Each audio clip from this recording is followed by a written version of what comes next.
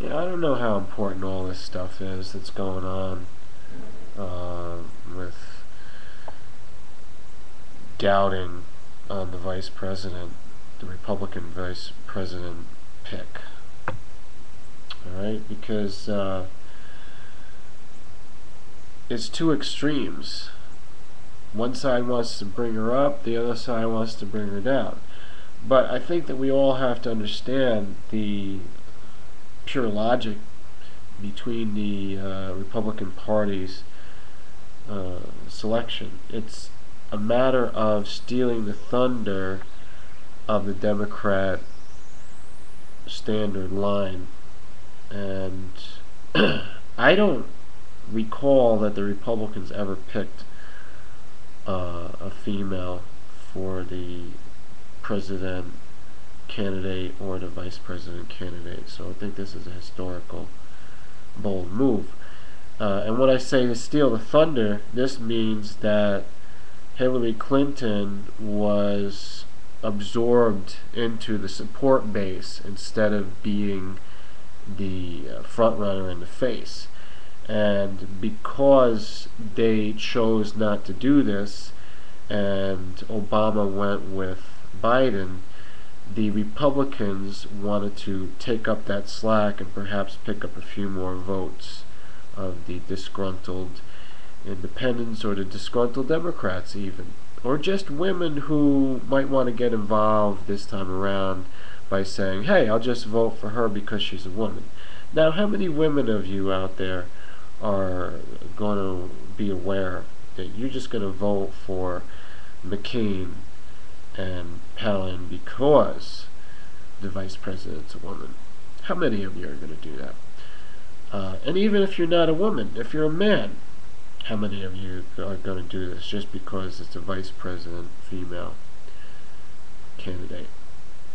But anyhow, I don't know how important all of this really is. I'm looking forward to the future, which is not even recognized by the majority of the country. And I'm just going to throw this in here because now is the time to plant the seeds. People know me as Peter-Appleseed, so this just goes with my nature. I should look into the lens more. The lens is here, and then the screen is here, so I'm just looking to see if the lighting is whatever, cinematography. What I'm trying to say is that the future of the presidency needs to evolve to the point where people see the president as a teacher, as a spiritually awakened person.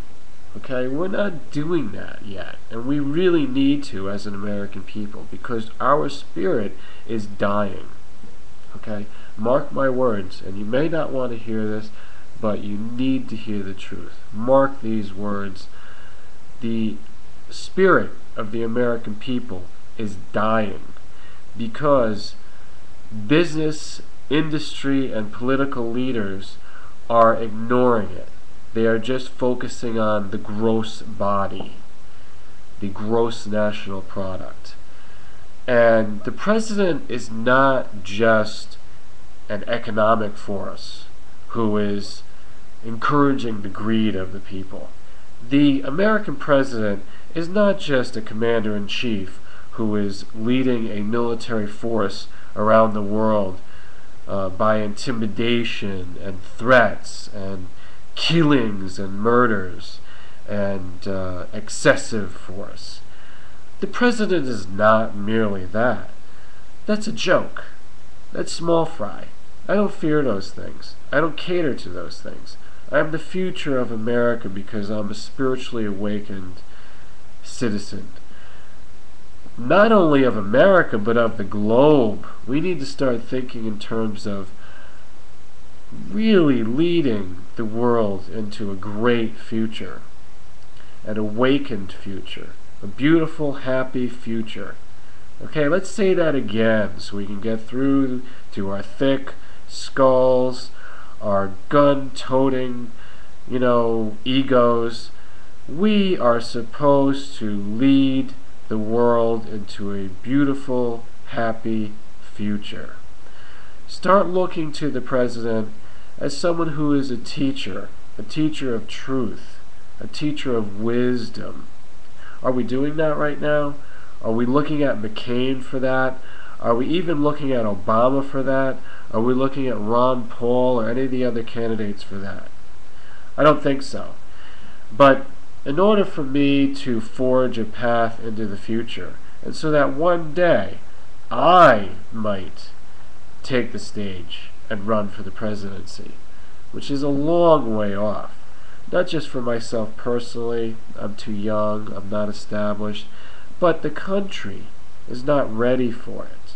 The country is looking down below. The country is looking for the lowest common denominator. I want the country, I want you, the people, to start raising your sights higher. Raise the bar. Look for the spiritual truths and dream of an American president who will be a teacher and the creator of a beautiful and happy world. Thanks for listening. Peter-Appleseed over and out. Maybe your future president one day.